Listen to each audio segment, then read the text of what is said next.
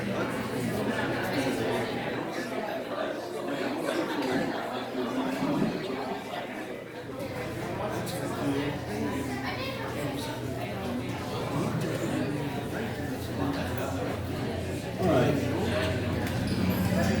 We are in week 8. Week 8 of a series called Jesus Friends. So if you've been following along with us, you know that kind of the heart behind this is this question of how do we love our community well? And in particular, we feel Jesus calling us to the places kind of on the fringes of society, the marginalized, the hurting, asking us to move with boldness and compassion, take risks for him. And so we've asked ourselves, let's look at the life of Jesus and see who his friends were. And so far, just to kind of bring you up to speed, we have learned that Jesus' friends, when Jesus picks his friends, if you want to put it that way, that when Jesus chooses to associate with people, he shows no regard for their past, for their gender, for their occupation, for whatever anxieties they bring with them because of baggage from their past. He invites all of these people, the religious and the irreligious, those who have difficult and painful stories and those who grew up in healthy home lives. He invites all of them into a relationship with him. And I think we understand that intellectually a lot. And the challenge is, of course, for us is learning out how to put action to that. How do we live out the way that Jesus lived this out? And today, kind of what we're going to walk through is this idea that just like Jesus loved men and women, and Jesus loved the marginalized and the hurting, he also considers himself a friend of children. So we're going to look today at a passage in Luke 18. I preached on this passage about, a year ago. And it's interesting how you can approach the same passage and come up with 2 different sermons, which is good, because that means I can keep writing sermons for a long, long time. So this is a much different sermon than the one I preached before, but I think the Lord has kind of brought some things to mind here that I'm excited to talk about. It is a tough time to be a parent. I don't know if you've noticed this. It's interesting to look around the landscape of our community and culture in general, and to see that we live in this time when children are often abandoned, right? We've got a foster care system that can't support sometimes the number of children in it, and there's just challenging situations and hungry kids, and so we've got that on one end, and then we also, on the other end, often idolize our children, all right? We kind of pin our hopes and dreams on our kids sometimes in a way that elevates them to a position that's above God and puts a burden on them that God did not intend for them to carry. And so it can be tough. I think perhaps on the idolization side, I've had conversations with youth pastors in the past who have bemoaned the rise of youth sports. Now, I played Little League, my kids played Little League. This is not a sermon against youth sports, all right? But what they are telling me is that as our children age into their teen years and into high school, that they become increasingly distant from the family of God.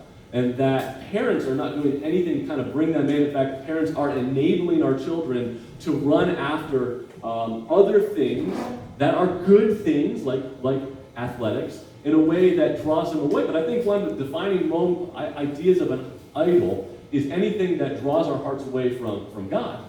Perhaps one of the best commentaries on this is what has happened to our old church building. So 12 years ago, 10 years ago, 11 years ago, we closed our old church building on South Gregory Street, and we restarted church in a coffee shop. But that church building that I pastored in, Tom Wright pastored in, my dad pastored in, sat on the market for years. We could not sell that thing. I was so frustrated. I was ready to give that building away. If you were with us during that season, the pipes burst one time because it had been abandoned, and finally somebody bought it from us, and we were just so happy to unload it. But what they did with the church was they turned it into batting cages, which I think is just, I'm not saying that's bad. The church is the body of God, the family of believers, not a building. But it's an interesting cultural commentary that a house of worship became a batting cage. And I think that it kind of speaks to often this cultural shift that happens within our own lives as well. And so if you want to ruin a dinner party these days, all you have to do is bring up vaccinations. Or or different ideas about education perspectives, or hot topics like abortion. And nothing gets people riled up like these things because, and this is why, it's because we care, right? These are things that are deeply passionate in our souls. And that's a good thing that we care so much. Because children, both born and unborn, are the most vulnerable in our society. And so my hope today is that we can rise above the noise and the idolatry of our culture and become a community that fosters life for children, okay? So my vision for the Commonplace is we would be a church that is full of children at all times. And we would not, we're in a baby boom stage right now in our church history with a lot of young families. I don't want us to outgrow that, all right? I want us to constantly be a place filled with screaming babies, right? That's a hallmark in my mind of a healthy church. Now, so today's sermon is going to touch on themes of adoption and fostering, abortion and parenting, as well as a vision for what our church future could look like. And if those themes make you nervous, that's okay. I'm nervous too. We'll just walk through this together. So today's text is found in Luke 18, verses 15 to 17. So if you have your Bible, you can turn there. If you want to follow along on the screen, you can as well. It says this, now they, that would be parents, guardians of children, they were bringing even infants to him, that's Jesus, so that he might touch them. And when the disciples saw it, they rebuked them. They rebuked the parents and the children. And Jesus said to his disciples, thanks guys, those rascals were irritating. How am I supposed to get any meaningful work done around here? Let's get on to the real business of adult ministry. Is that what Jesus said? No, it's not what he said. But Jesus called them to him, saying, let the children come to me, do not hinder them, for to such belongs the kingdom of God. Truly I say to you, whoever does not receive the kingdom of God like a child shall not enter it. It was common in Jesus' day for parents to bring their children to a rabbi. Rabbis were teachers of God's law. They were wise, well-respected people in their community, kind of like pastors. Hopefully. That's how pastors are viewed. Wise, respected people, maybe not. Anyway, in their community. And so it was normal for parents to want to bring their children to a respected rabbi so he could put his hands on them and pray for them and bless their children. So this was a normal thing for parents to do. And Jesus was a popular rabbi in his day. Even people who didn't necessarily know if he was God yet, if they weren't quite settled on that, he was certainly could do miracles, and he taught with such incredible power, and so they wanted Jesus to encounter their children. What doesn't make so much sense here, and what commentators don't even necessarily know, is why the disciples tried to keep the children away. In fact, the term rebuke means to tell sternly. Is this not Peter kind of pulling some parents aside and saying, hey guys, Jesus' schedule's really busy today. Maybe we could find some time tomorrow for you guys to carve out some time and you could meet with them. Fill out a connection card and Jesus would be happy to meet with you next week.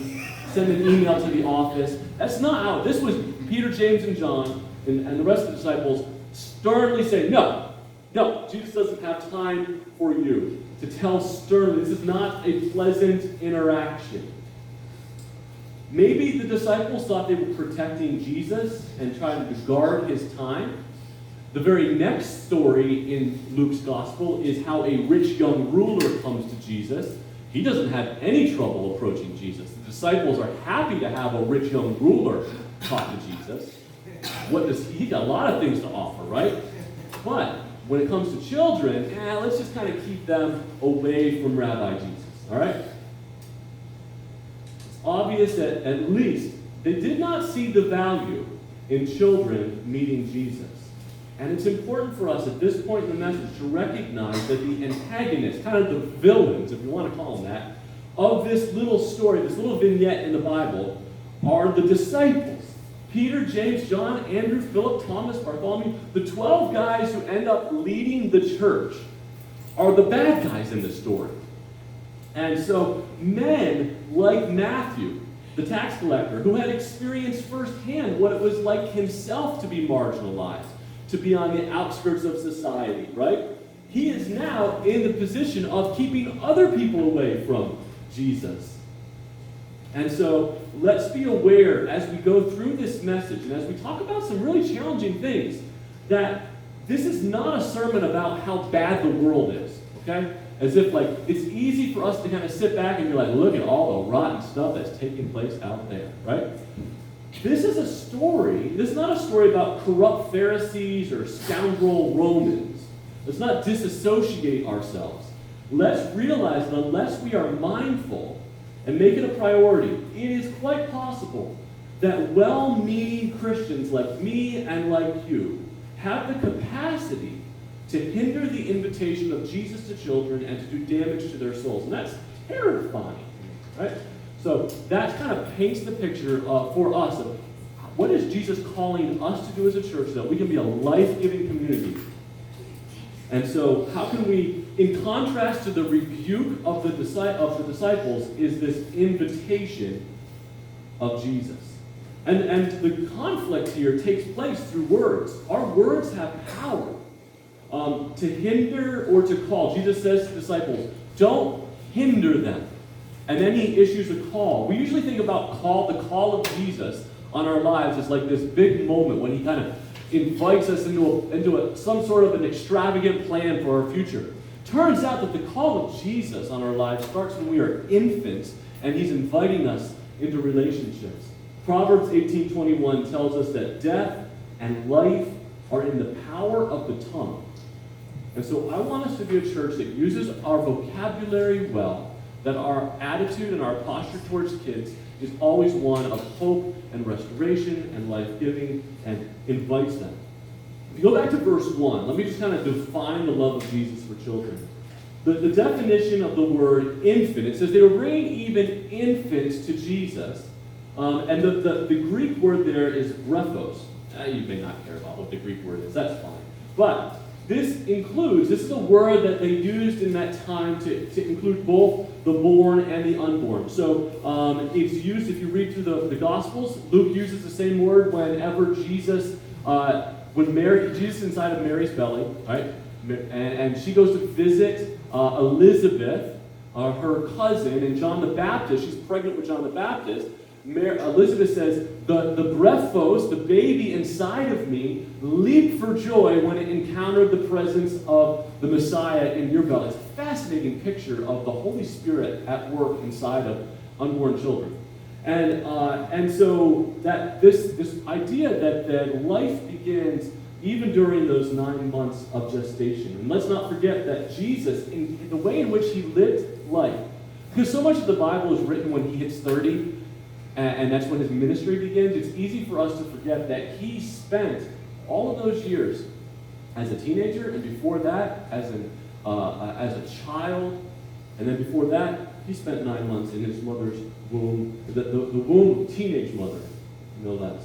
And so in the heart of Jesus, he sees value both in the aging grandmother who has lived a full and vibrant life, as well as the life of the newly conceived baby in the womb of her granddaughter, who hasn't experienced a thing yet. Jesus loves life, and he makes it clear to us that our posture towards life needs to be one of love as well. All matter. All people matter. And I bring this up because, as we've said, words are important. The way we define things is important. And sometimes the way that culture paints a picture or describes the conversation about early pregnancy is that we tend to describe early pregnancy as just like a clump of cells. But Jesus is crazy in love with a clump of cells. Jesus is crazy in love with all of life from conception all the way to the time in which we die. He loved me from the moment that I was conceived. He loves you, and he is head over heels in love with you.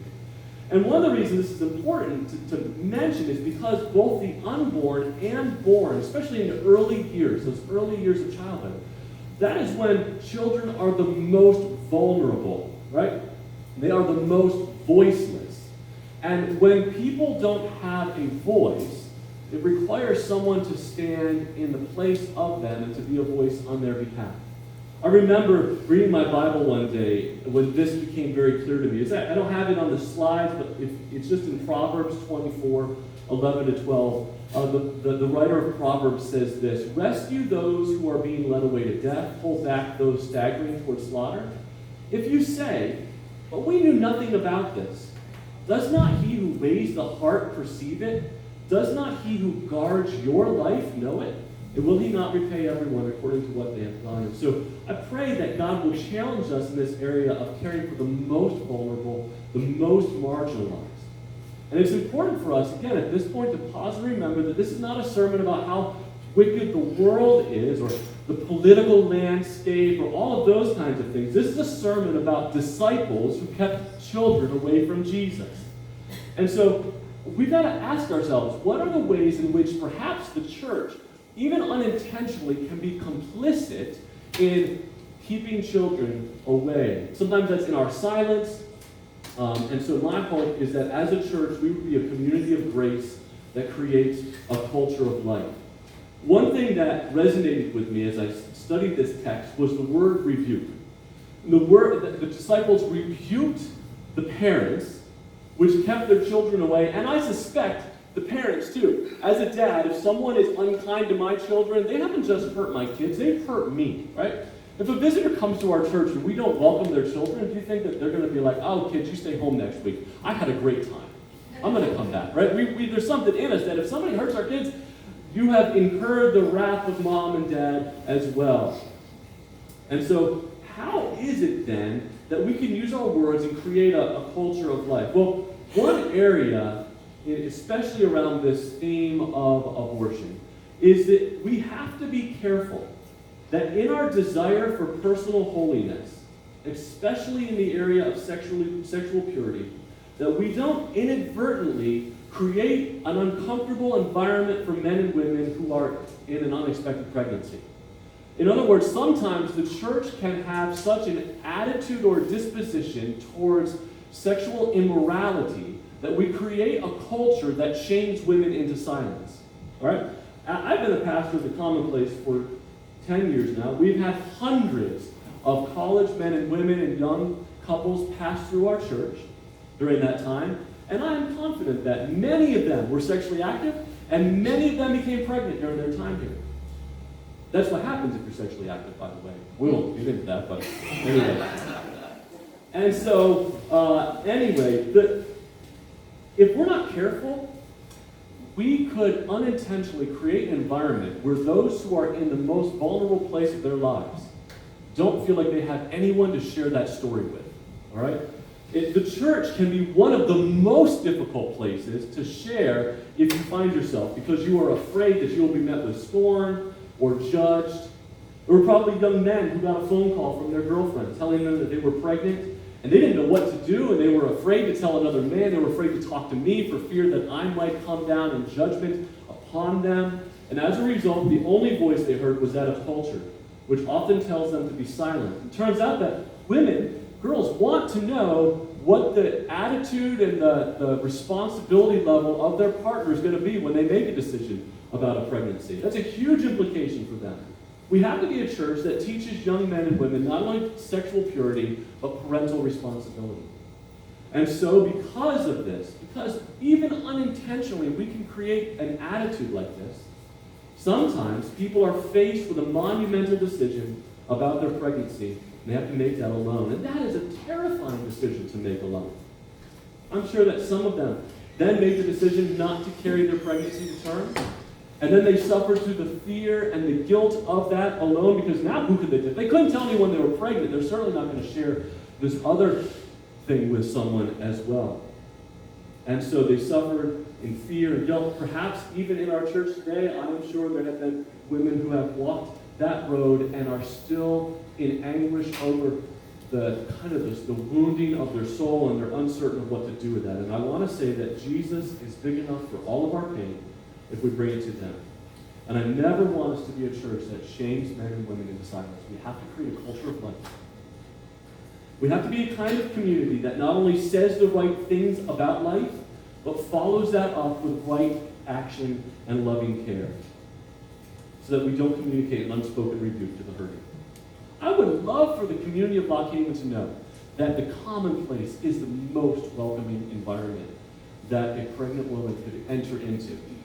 That they will be resourced and counseled and loved well. So how do we do this? Well, for one thing, it has to be an ongoing conversation. Part of the responsibility comes to our teaching, the way in which we talk about this. Turns out women get pregnant all of the time, right? It's not like I can preach on it once a year, talk about this. This needs to be a conversation ongoing. If you are in need, if you are facing a pregnancy and you don't know what to do, we can offer help. We need to create clear pathways for men and women to find hope and get good counsel.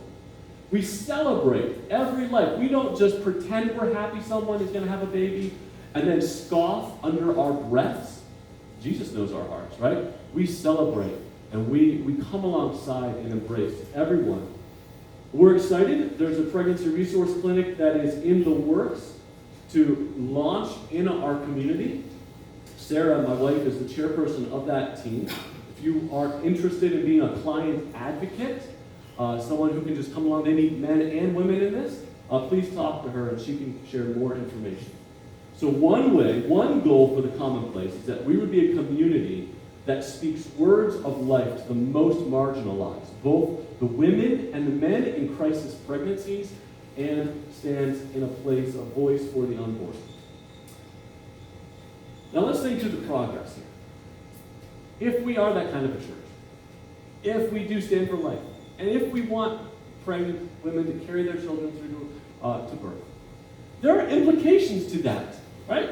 That means there are going to be babies born into very challenging situations, homes that are not equipped to care for them, families that don't know how to be good moms and dads, and they will then, we can't just be a church that stands for life for 9 months and then ignores it after it's born, okay? God calls us to entire life care. And recognize that the voicelessness of children extends beyond gestation. Our love for life has to continue on. In the last 2 weeks, I outlined this sermon months ago, all right? I kind of scheduled out where I was going to preach and who's going to preach, and this has been on the schedule for a while. Just a week or two ago, I got a letter, the church did, from Clinton County Children and Youth Services. When the government asks the church for help, we should probably pay attention, right? I don't get many letters from the government asking me for things, except my taxes. Anyway, to whom it may concern, I'm not going to read this whole thing, Clinton County Children and Youth Services is currently in need of more foster families. We currently have 10 amazing families, but our caseloads are growing. We're placing more children. I mean, a foster parent can be very intimidating, but also very rewarding. We're looking for foster parents who would be able to provide a nurturing, stable, and safe home. And then it goes on to explain some more of that. And I called the point person for this. Her name is Rebecca Sanford. And I had a conversation with her. I wanted to know how many kids were in our community that needed foster homes. She says that on average there's about 50 to 60 children in our community who are in foster care or kinship care. Kinship is when a family member is like a foster family, but they are related. And we have to recognize that foster care, there's nothing comfortable or easy about adoption or foster care. These are hurting children that come with a lot of hurt from their past and baggage, behaviors that are challenging, okay? I asked Rebecca Sanford how we could help. She says that in the 3 years they've mailed these out, I'm the only pastor who ever called her. That also means I haven't called her for the last 2 years. So I'm not patting myself on the back here. I asked her, I said, of these 10 foster families, I'm just curious, how many of them would you say, make going to church, I don't really care what denomination or anything like that, how many of them make going to church would you say is part of their family life, all right? So I was really trying to get at is, are Christians standing in this gap in this place? And she said to me, oh man, I think at least 8 out of 10 of these families are plugged into a church community in some way, which, I was encouraged by that. That means that Christians are on the front lines of hurting and being a help for the most marginalized. She says there's a number of ways in which the church can come alongside hurting kids. It could be as easy as providing luggage for them, because sometimes when children need to go into a home, where they have to remove children. They're throwing all their clothes into garbage bags just to get it out, and it's embarrassing. And she said that's one simple way. They have a program called like Big Brothers and Sisters, but it's for foster kids. And if you want to engage in that, you can. We have foster families within our own church. So part of our job as a church community is to come alongside them and to just be a place where they can unload. That might mean watching their children for a while. It certainly means when the children that they are caring for are acting up, that we respond in love and grace. And we have families in our church that have adopted as well. We have to create an environment in the commonplace that allows parents to take the risk of adoption or fostering. If they think they will not be well supported, no one wants to walk that journey alone. We need to pray for families in your life that you know are living this out. We must be a church that cares for the effects of birth and be known for whole life child care. In our desire to see the unborn cared for, let's not drop the ball after church. I'm excited. Like, the future of our church is bright. We have a vibrant youth group that's growing. Our children's ministry is expanding. God is doing really good things in this area of our church. I have actually placed the flyer for children and youth and some handouts by the offering box on the counter. Feel free to grab one of those as you leave today, if that's something God's kind of stirring in your own heart. All right, back to the text here. What I love what Jesus does in this text is he not only contrasts the rebuke of the disciples with his own invitation. I almost see Jesus like sitting on a rock or a stump. His disciples are kind of pushing the kids away, and he yells over the top of them, "No! Let those kids come here!"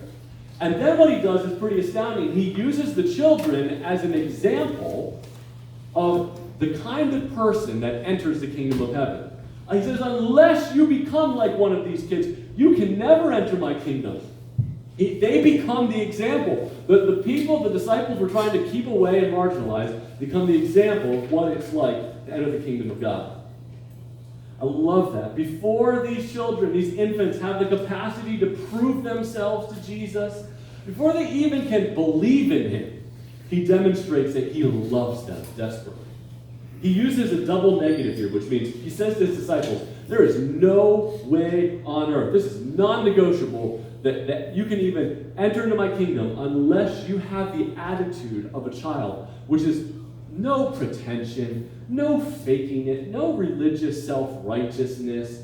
We don't approach God with a resume, right? We just come in simple trust. I think sometimes that we need to put ourselves in the presence of children as a spiritual discipline for our own soul, to be reminded of what it's like to be loved and accepted by Jesus. This is a plug to volunteer in the nursery, by the way. All right? I was talking to, I love the fact that the parents didn't bring their children to Jesus so he could teach them anything. It wasn't like, now Jesus, come explain, your view of the Old Testament. They were babies. They didn't know what was going on. They brought their children to Jesus so he could touch them. They wanted an encounter with Jesus. I was talking with Michael Bruning, who works well with our nursery program, and he says that holding babies is one of the best things we can do in our church because it lets the babies know that the church is a safe place for them. And it sets a foundation so that as they grow, they can learn about Jesus. Right? I want the Commonplace to be a community where children's ministry isn't simply an hour on Sunday, but extends to whole life, all areas of our life. And I also don't want our children's ministry to be viewed as a babysitting service, but rather as a place where kids encounter Jesus. That's what the goal was here. Simply touch my baby, Jesus. Don't have to teach them, just touch them.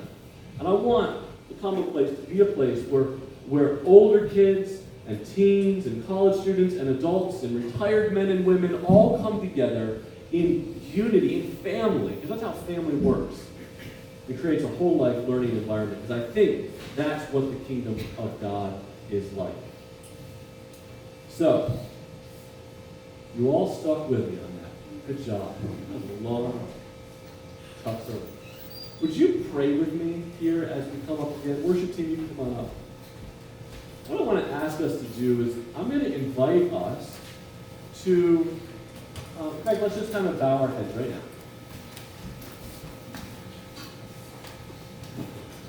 Jesus, we believe that you care deeply for children. It's written all over the Bible. We've experienced your love ourselves. Maybe, Jesus, you would just bring to our mind a child you want us to better love or to be involved in. Maybe there's just a burden some of us have felt today for the first time, and we need to steward that. We need to pay attention to something that happened inside of us here today. Think about that and then take right action as a result. Maybe you're here today and you are kind of suffering through some of the decisions of your past, with your pregnancies, and you need someone to talk to. I want you to know that you can come, and I would be happy to, or you can find a woman to walk alongside you in a non-judgmental, healing way. So Heavenly Father, whatever it is you want to do in this moment, Holy Spirit, would you please just fall on us?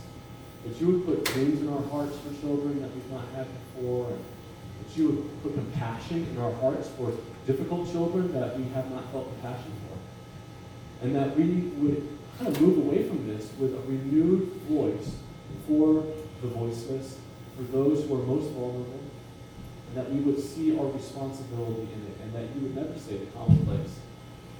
It's a family that rebukes and keeps children away, and that invites them and calls them into relationship. I ask this in Jesus'